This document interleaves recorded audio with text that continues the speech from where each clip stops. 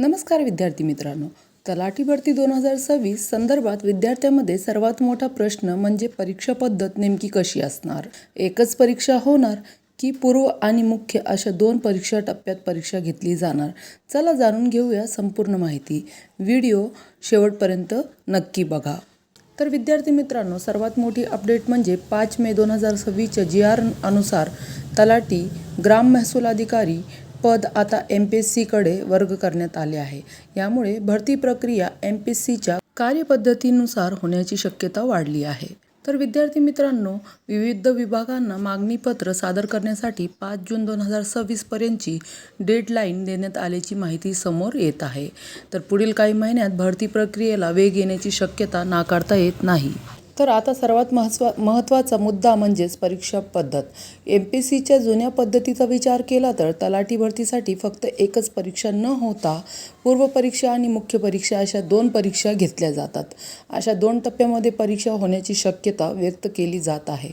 तर विद्यार्थ्यांनी आतापासूनच दोन्ही टप्प्याची तयारी सुरू करावी. जर असं झालं तर विद्यार्थ्यांनी आतापासूनच आपली स्टडी स्ट्रॅटेजी बदलणं खूप गरजेचं ठरणार आहे.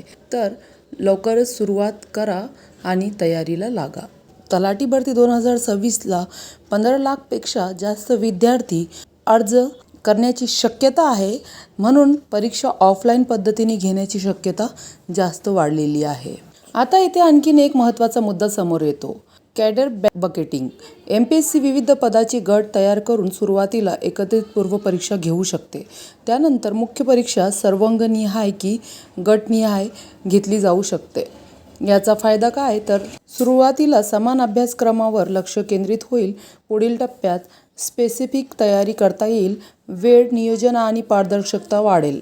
म्हणून विद्यार्थ्यांनी फक्त जुन्या पद्धतीवर अवलंबून न राहता MPSC पॅटर्न, पूर्व मुख्य अभ्यासक्रम, वेळ व्यवस्थापन आणि लेखी सराव यावर जास्त लक्ष देणे आवश्यक आहे.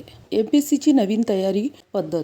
प्रशासकीय आणि तांत्रिक पदाचे वेगवेगळे बकेट्स तयार केलेले आहे. यामध्ये स्टेप 1 मध्ये एकत्रित पूर्व परीक्षा घेतली जाईल. स्टेप 2 मध्ये मुख्य परीक्षा, गटनिहाय, संवर्गनिहाय, पूर्व परीक्षा उत्तीर्ण विद्यार्थ्याची गटनिहाय, सर्वांगनिहाय परीक्षा घेतली जाईल.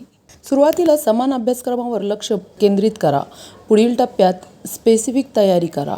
टप्पा 1 म्हणजे सामान्य अभ्यासक्रम, कॉमन फॉर ऑल बकेट्स, आणि टप्पा 2 सर्वनिहाय गटनिहाय स्पेसिफिक तयारी. सर्व पदासाठी समान अभ्यासक्रमावर लक्ष केंद्रित करून मजबूत बेस तयार करा. आपल्या इच्छित गट सर्वांगानुसार सखोल आणि लक्षित तयारी करा. दुसरा महत्त्वाचा मुद्दा, वेळ आणि पारदर्शकता. 2 टप्प्यातील परीक्षा पद्धतीचे फायदे. यामुळे गैरप्रकारावर नियंत्रण होईल. परीक्षा प्रक्रियेत तंत्रज्ञानाचा वापर होईल.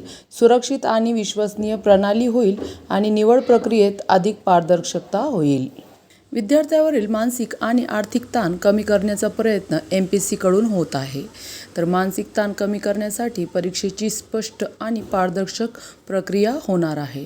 आणि आर्थिक ताण कमी करण्यासाठी परवडणारी परीक्षा शुल्क रचना MPSC करणार आहे.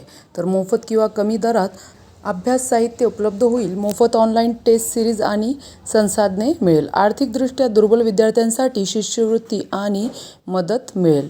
तर विद्यार्थी मित्रांनो, तयारी करा आणि तलाठी भरती 2026चे अभ्यासाला सुरुवात करा.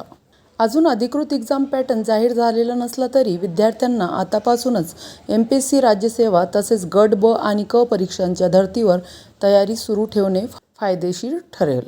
तर विद्यार्थी मित्रांनो, आजचा हा व्हिडिओ तुम्हाला कसा वाटला हे नक्कीच कळवा. आणि व्हिडिओ आवडला असेल तर लाईक करा, शेअर करा आणि चॅनलला सबस्क्राईब करायला विसरू नका. भेटूया पुन्हा अशाच माहितीपूर्वक व्हिडिओमध्ये. तोपर्यंत धन्यवाद.